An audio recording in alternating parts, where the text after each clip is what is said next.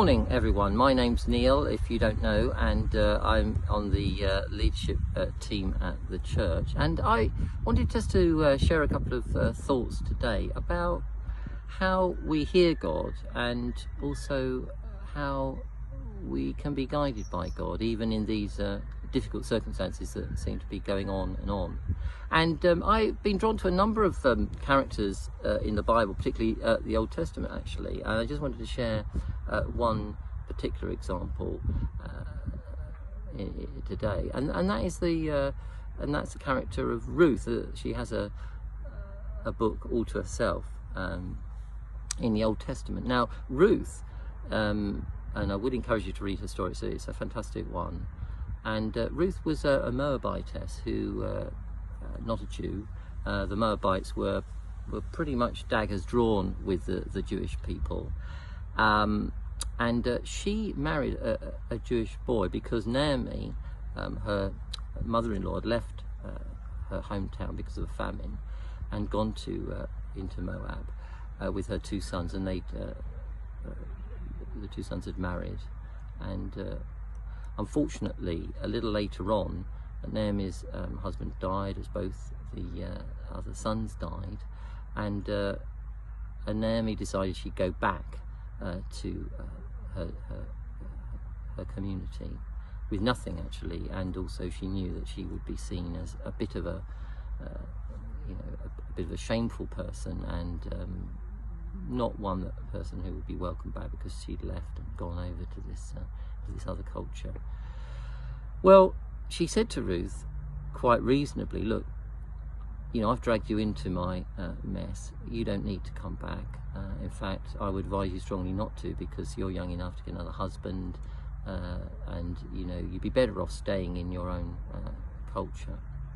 I'm only going to bring more trouble on you. But Ruth clearly had a great love for Naomi, and she said, no, I don't want to do that. And she, a very famous statement she made, to Naomi, she said, where you go, I will go. Your people will be my people. Your God will be my God. And so God guided Ruth, even though she probably didn't realize it at the time, both through the circumstances, which were very difficult, but also through her great love of Naomi. And the story ended very well. And in fact, Ruth became an ancestor of Jesus, and so changed the world, changed the course of history, and is a very important part of obviously our history of faith. So it made me realise again that God speaks through very, very many different people, and actually often through very unexpected people. He also speaks through very difficult circumstances like what we're in now and experiencing. And that's been a great encouragement to me, and I hope it is to you, because one of the things that I think has been, I've also been struck by, is this journey we're going on as a church, the conversation we started about radical belonging. Because what's really struck me very powerfully is that even in the short time we've been spending thinking about all this as a church, we have begun to hear lots of different voices from different cultures. And I feel God is speaking to me again, and I think to all of us, I hope, to say, look, I speak in lots of different ways, through different cultures. Sometimes I speak through avenues that are very unexpected for you, and maybe through people and circumstances that you haven't really thought to listen to before.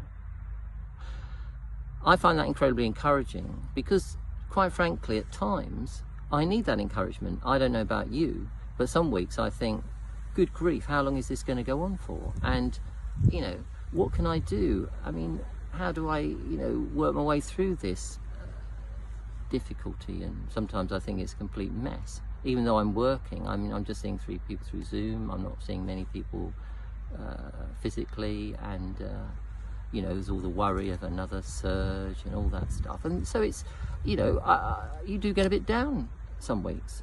I'm not ashamed to say that.